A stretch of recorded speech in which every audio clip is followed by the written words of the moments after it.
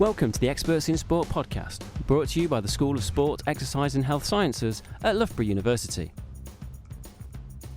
Hi Ian, thanks for joining us on the podcast. Hi Martin, thanks for having me. Obviously we've dragged you out ready for Motivation to Exercise podcast, so thanks for coming on. But for our listeners, can you just give us a brief introduction to yourself? My name's Ian Taylor. I'm a senior lecturer in psychology at Loughborough University in the School of Sport, Exercise and Health Sciences. And my research area is motivation. Some of that deals with motivation to exercise, motivation for sports, motivation for physical activity, rehab, things like that. Perfect. So perfect person for this post-Christmas time when lots of people are going to be looking to exercise. So thank you. Very brief intro from me, because I think just to stop me talking too much during this. So many will know I'm a lecturer here at Loughborough, but many probably won't know that I'm also the founder and director of a small group personal training studio called the Fitness Collective. And we're based in West Bridgford in Nottingham, where Ian and I sometimes might go and have coffee.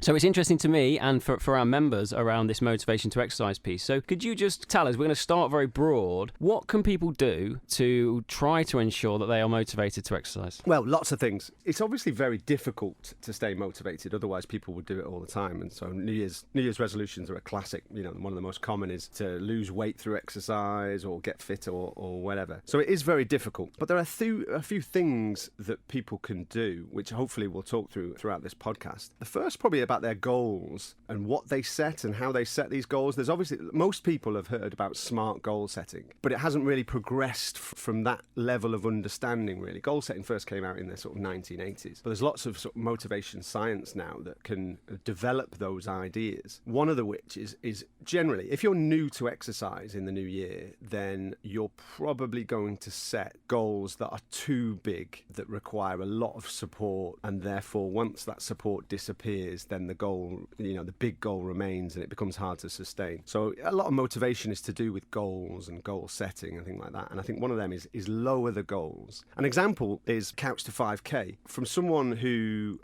hasn't run before, for example, 5K is a massive goal. It's a huge goal. And a lot of the apps and the programs are fantastic in giving you that support to reach that goal. But then that support disappears and you're just left with this big goal. How can you sustain 5K or increase it to 6, 7K and stuff like that? So people, I think you should do very small goals that require little effort. I think effort is also a big thing to talk about in motivation. Just think low effort first. Don't do anything that is particularly hard in the first couple of weeks. Keep it low. If you set a goal, for example, of getting out of the house and going for a walk, that is a good goal to have, rather than I'm going to run 2K today when I've never run in the last 5 years and so forth. So small goals, low effort, I think are a good place to start. When I was working in personal training in Australia, there was a big thing about getting big, hairy, audacious goals. And this was like a massive goal, and it was like, oh, let's go and run a marathon. So, is there a benefit of having a goal out there that's way in the future, as long as you still then rein it into something? Well, okay, where is the How to Eat an Elephant? Have you heard that book before? So small steps. So first step to climbing a mountain, those kind of things. So how do you kind of frame that? It's a good point, actually, in terms of you need to be adaptable in how you use goals, I think.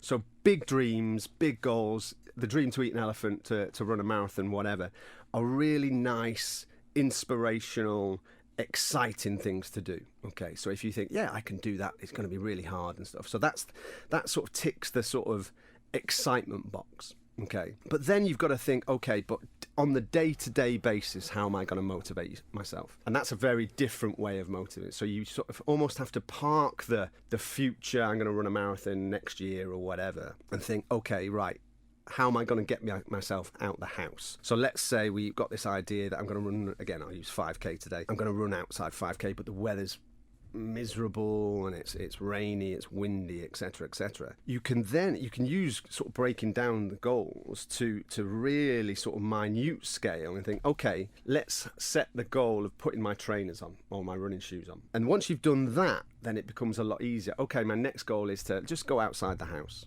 Okay, so I've broken that 5K round down to really small goals. Once you've got out the house and you've got your sort of running shoes on and your kit, it becomes then a lot harder to think, oh no, I'll just go inside and take my shoes back off. You've accomplished two very, very small goals, but they sort of they grease the wheels, if you like. And then once you're outside, you can then go out for a run or do whatever you want to do. and it makes it so yeah, you're right, and use your goals appropriately. Your big dreams are fantastic and tick the excitement box, and you can tell your mates down your pub and you sound really interesting. But then once your day-to-day goals, especially if you're new, I think on today's podcast I'll probably be talking about more who are new to exercise. Break the goals down to really, really minute things that take low effort. And if you're struggling to motivate yourself to get out, go for a run or go to the gym or whatever, break it down even smaller.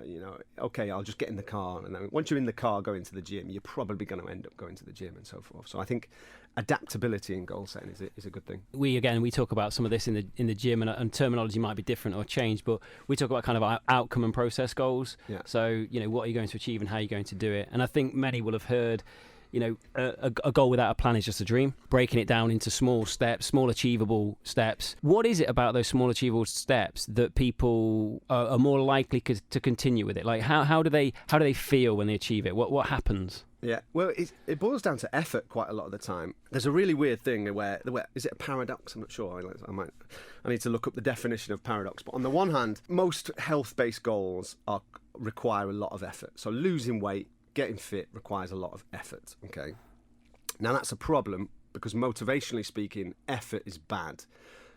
If all else being equal, people will try to minimise effort wherever possible. So you've got a real standoff in that your goals require effort, but your brain is wired to minimise effort. Okay. And what those small goals do is reduce the effort. So it's psychologically and physically easier to complete those goals. Okay. And so that's essentially what we're talking about here is effort in terms of the goals. It's like, can we reduce the effort so that we can then we're still going towards our bigger goals that require effort, but our brain is not going, oh, this is too much effort, I'm going to really force you to stay on that sofa type thing. So I think that's what I'm talking about is effort. Minimise effort whenever possible. I think I'm obviously trying to get free advice here. So within the gym that we set up, you book your session. So you booked in at a certain time, and the kind of reasoning in our heads behind that was if you book to go to the hairdressers, you turn up. Yeah. And we train on the hour, every hour, and you can book from 6 in the morning till 8 in the evening. But if you booked in and you don't turn up, well, someone will give you a call, say, why aren't you here? And the effort required just to turn up is what we're trying to get people to do. And then when they get there, all the session is planned for them, so they don't have to think about what they need to do. And back in the day, in a kind of large gym, we'd go in and you'd Monday you'd go and want to do bench press like every other man, but it wasn't available and there was no room. So when you come into the gym that we have, then everything's planned and you have an area to exercise in. So again, I know many people who walk in the gym and think, I don't know what to do. Yeah.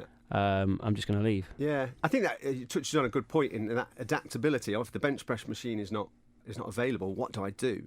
Just to continue this effort theme, if you can reduce effort at any stage in the exercise process, it's probably a good thing.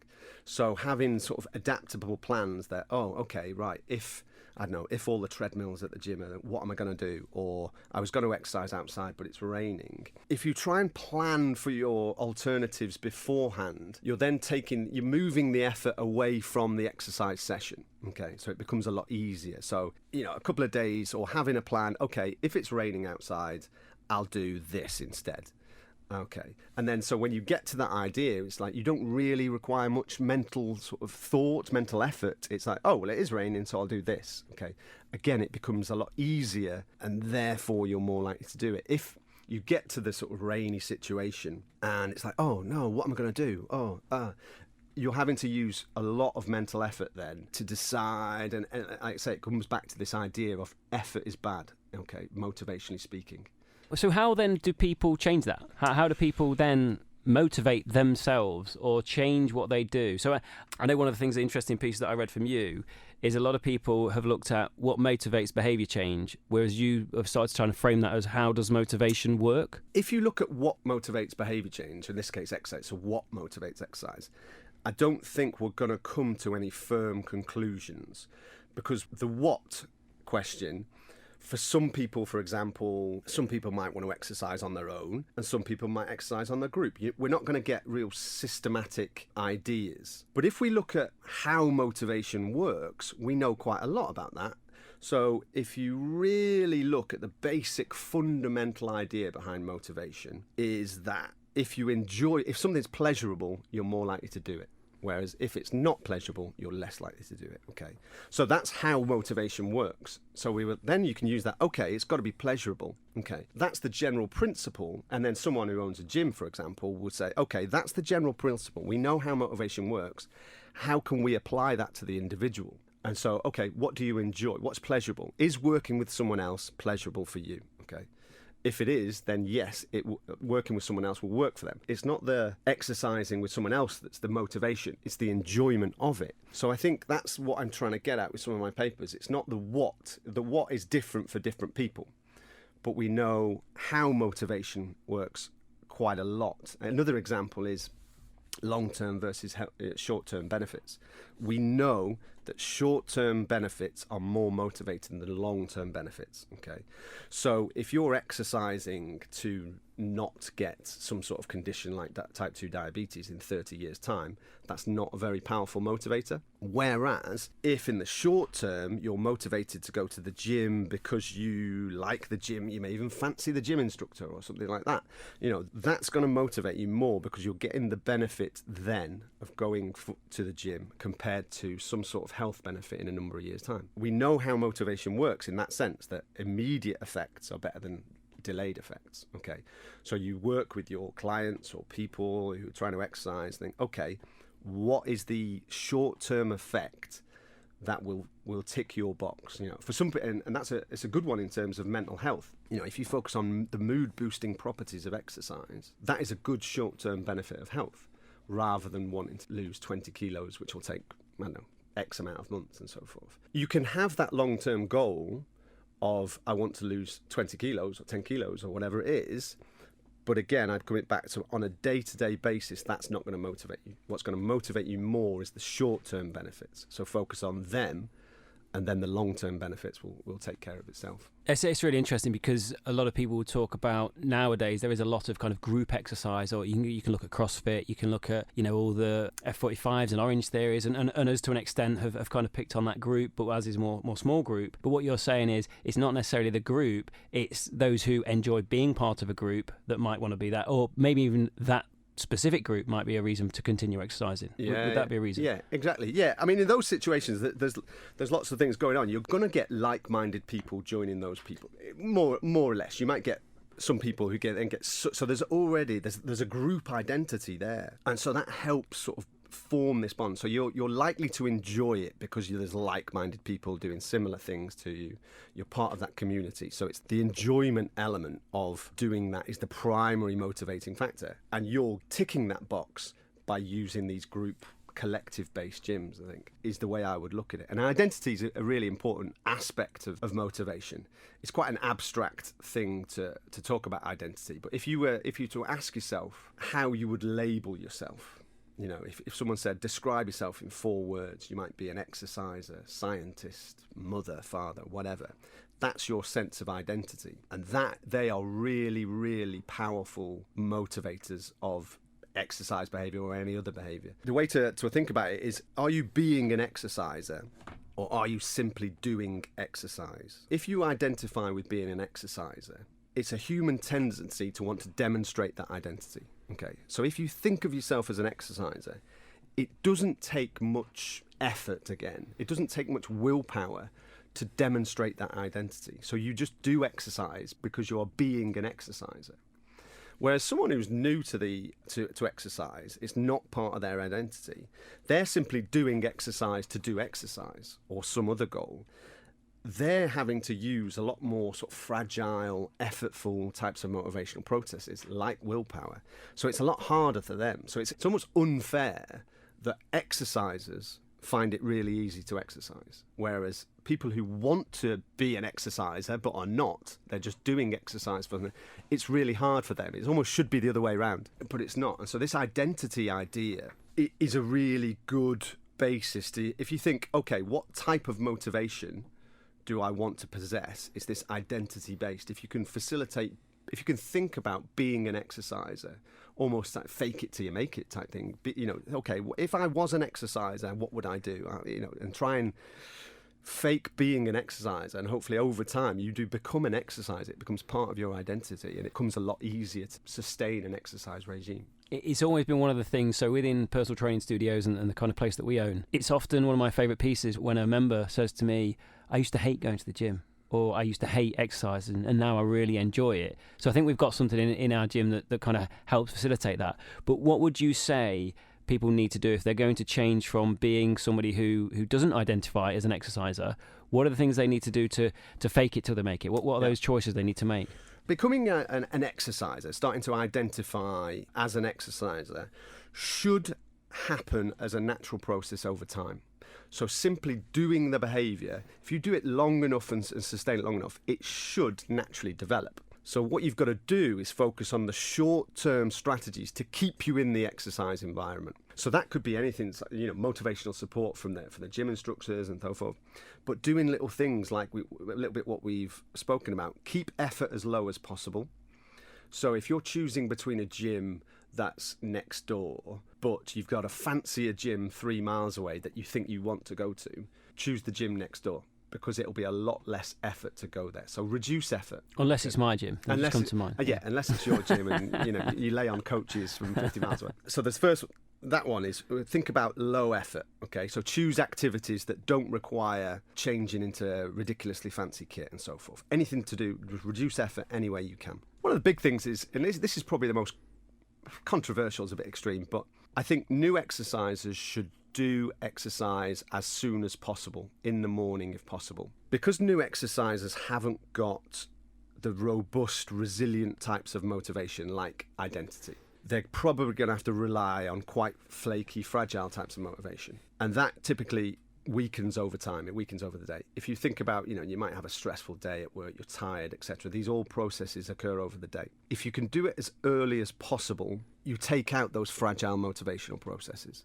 Okay, and we've just got some really exciting data actually that shows this. Apart from the most resilient people I identify, people who think they're exercisers, doing it in the morning leads to more sustained engagement over time.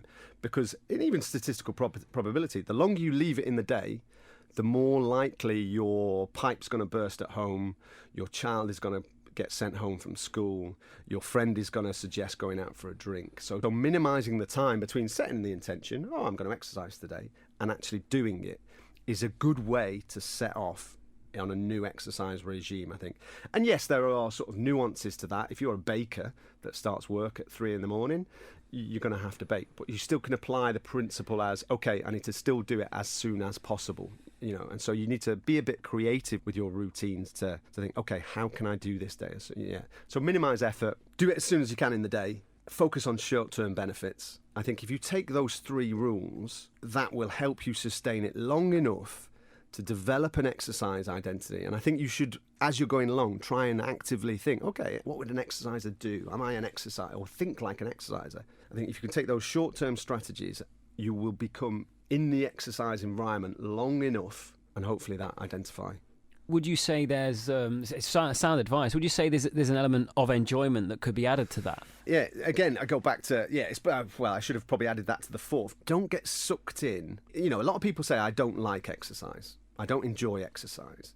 But if you really think about exercise, there's so many different things you can do. I'd be surprised if anyone doesn't like some sort of exercise. I think what they're probably saying is, I didn't like my PE experiences at school, or I got injured when I exercised, and there's something about that. They've applied it to every single variation of exercise. If that's the case, then you just don't think of it as exercise. What type of movement or activity do you enjoy? Yeah. So again, in pleasurable activities, people will do more. Rather than I don't like exercise, think, okay, what type of activity or movement do I find pleasurable? Whether it's walking around your garden, dancing, gardening, anything you can possibly do.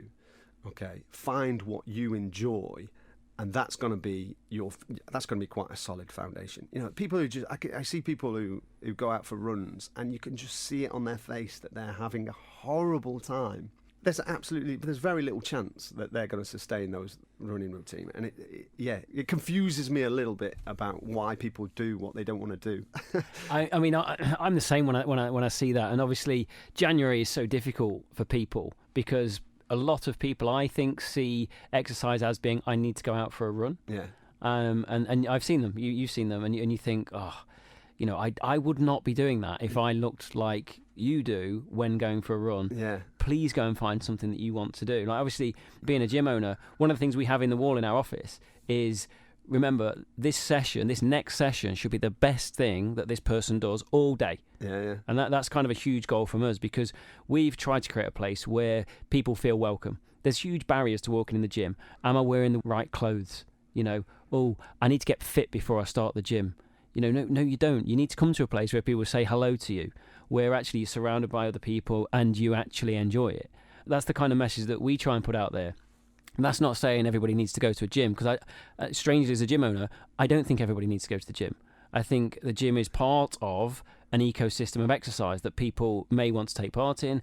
We follow NHS guidelines and make sure you're getting resistance training and cardio and a variety of training, and people like different things, so we give as many options as possible. But some people, it might be going and joining a football team again that you used to play for. It might be, like you said, going gardening. It might be going and getting on the river. We're both from Nottingham. Getting on the Trent again in January. That might be not so fun, I'm not sure. But how do you think people could go back and find that thing that they enjoy and they want to do? Yeah, that is a little bit about this sort of educational element. That's a tricky one in terms of, it's almost not about the motivational processes. It's just about knowledge of what's out there.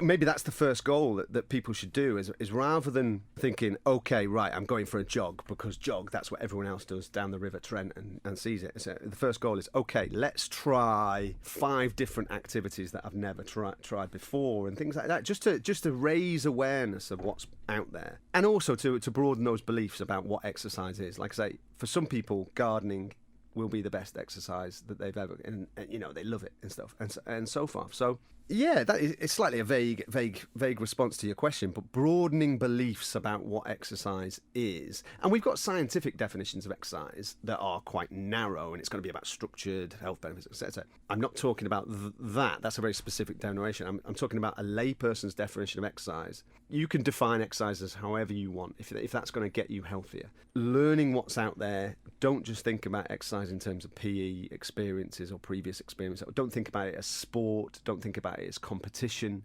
Exercise can be much, much more than that. So I think that's the sort of, this raise awareness, raise knowledge, I think is the key first step. As a former PE teacher, it always concerns me that, and I know it's true, that many people don't exercise because of their experience in PE, and that saddens me a little, but I think it's true. Is there any types of exercise that are more prevalent in keeping people to exercise? So my example being, you just mentioned about intensity of exercise, and there's been a huge craze over the last 10 or so years in things like CrossFit, which are actually very high intensity, and people love, in many of those contexts, to be, and I was one of them, love to be lying on the floor, absolutely smashed to pieces. Yet what we're saying is actually this kind of huge effort and perseverance in exercise might not be that beneficial. Does that question make sense? Yeah, I mean, it's complicated because you've got all these different motivational effects going on. So all else being thinking, would I take a brand new exerciser and put them in a CrossFit environment and think that they will maintain that? Probably not. There's some really good research actually talking about, if you exercise and physical activity is typically pleasurable at certain levels of low intensity, but once you get over physiological thresholds, it becomes fairly displeasurable. Now, you can overcome that if you associate with being an exerciser. That's part of why CrossFit works so well. People identify with that type of exercise. So this brand new exerciser, as an example I'm giving, might go to CrossFit, work at a really high intensity, and might get sucked into the identity. But on the flip side, I would say that probably most won't. And the next time they try and go to CrossFit, they'll just remember how hard and how effortful and how unpleasant it is. Like I say, I'm making broad brushstrokes here, but if I was a gambling man, I wouldn't do a brand new exerciser and take him to a high intensity class of that description. Partly because of these physiological thresholds, like I say, in the beginning, focus on low effort.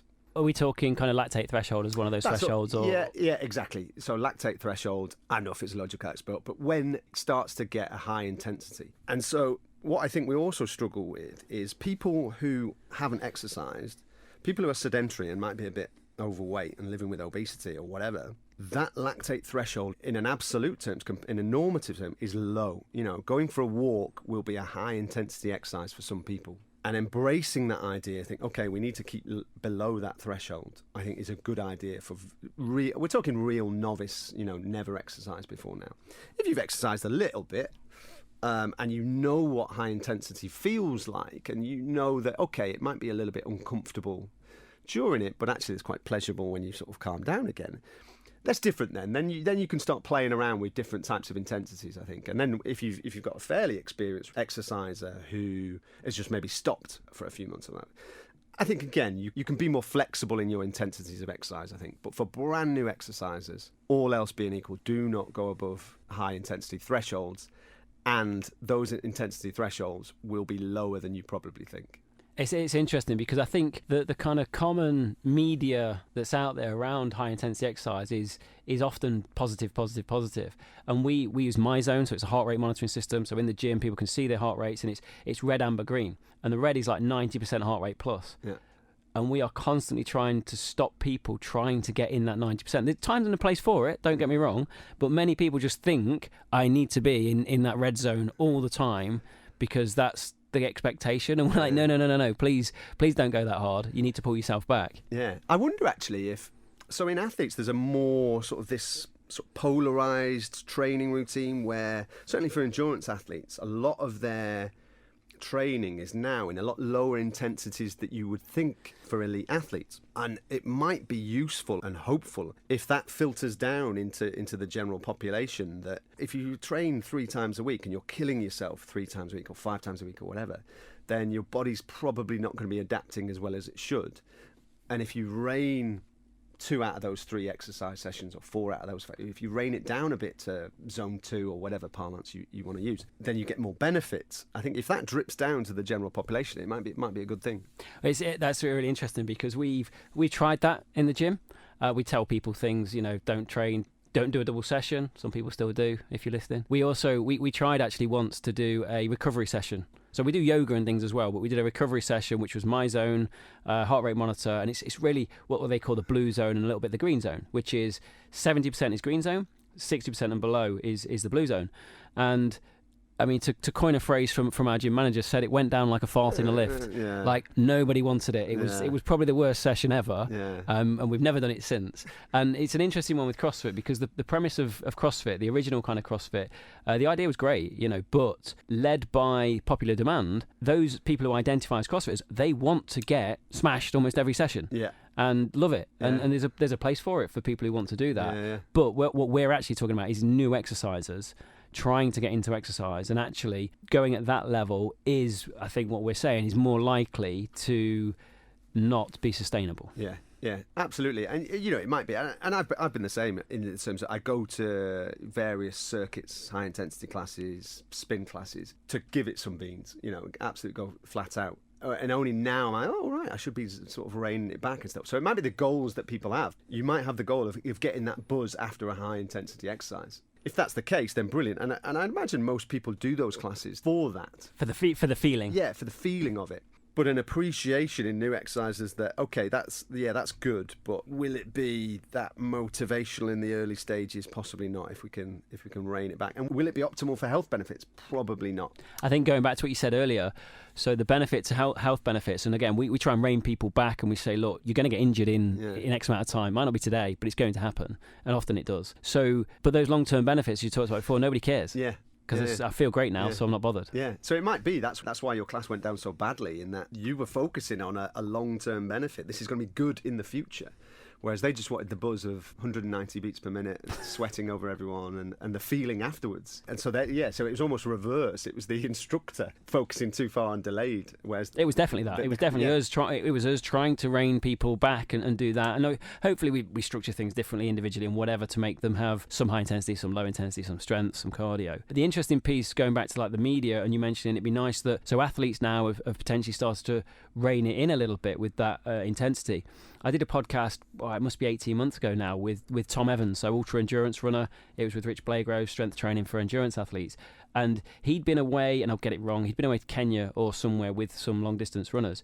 And he said the biggest thing he took away from it was that his intensity was too high. Yeah. And these world-leading athletes are training at a much lower intensity than what he'd envisaged, and that's what he took away. Yeah. It might, to spin it back to motivation, it might be that athletes struggle with that idea. Because I have heard that, a lot of athletes say, it turns out my slow, steady runs were too high intensity.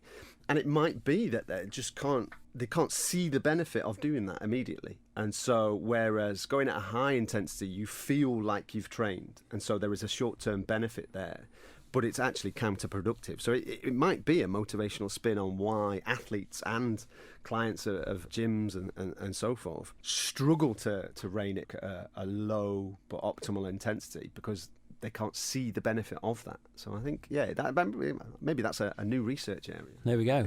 Yeah. Next research coming to you soon. Well, thanks. We've gone off on a tangent that wasn't planned there, but it came up a little bit. I thought let's touch upon that because I think it's quite interesting. Let's try and recap, and just to say to people out there who just want a short message of how to be motivated for exercise, what are those key things that we've discussed that can try and get them through at least the whole of January to turn them into an exerciser? Yeah. So I would go focus on enjoyment, reduce effort, and I mean effort in terms of mental effort, physical effort, logistical effort. Focus on short-term benefits, which could be mental health benefits. They don't have to be, but short-term benefits of doing that exercise. And do it as soon as possible in the day. I think if you take those 4 now strategies I've added, that will hopefully keep you in the exercise habitat, if you like, long enough. And then while you're in there, you will hopefully develop this exerciser type identity. And I think once you've got an exerciser identity, I think you're into the sort of, it becomes very easy then. So I think, those 4 strategies for short term with a nod to the long term, trying to build an exercise identity. I think they are simple, but hopefully very effective. I have this thing that I think exercise and nutrition, which we've not touched upon purposely, are simple, but they're not easy. So by utilising some of those strategies there, we can make them as easy as possible to hopefully avoid all the problems that many people have gone through in the past, where motivation then disappears and all of a sudden you're not an exerciser and you've already failed that January New Year's resolution. Absolutely. So what about for you? What's next for you now in terms of your research? Quite a lot of the stuff we've spoken about is what I'm doing in the research. So we're moving those ideas into the rehab context. So rehabilitation is, if you've done any rehabilitation is boring, monotonous, takes a lot of effort, and most people don't do it. And so how can we enhance sustainment in the rehabilitation context? So that should be really interesting. We've also got the performance element of our research. We're trying to make athletes sort of dig a little deeper. If you think about sort of really high intensity sport and exercise, that's pretty uncomfortable. And so how can we just extend that a little bit so they can persist longer, or go a little harder, or go a little faster that bit longer? I think what are the motivational dynamics in there? I think those are my 2 programs of research. But like I say, the stuff that I'm talking about is how can we implement those in those contexts? So it's really quite exciting. Yeah, no, both very interesting. And I've got quite a few physio friends, and their biggest frustration is always people just don't do what I tell them to do, and they probably need to learn some more of these techniques. I've mentioned it to you before. Many personal trainers will say, "Oh well, my clients aren't doing what they said. That's why they're failing." And that's in my head, that's a terrible trainer, because you need to be working out, well, why are they failing, and what can I do to change me to help change them. Yeah. Really appreciate your time in coming in, especially just pre-Christmas, ready for everyone in January. So massively appreciate it, and I look forward to speaking to you again in the future. Thanks for having me. Thanks for listening to the Experts in Sport podcast. If you'd like to get in touch, then please contact me, Martin Foster, at m.foster@loughborough.ac.uk. Thanks for listening. See you next time.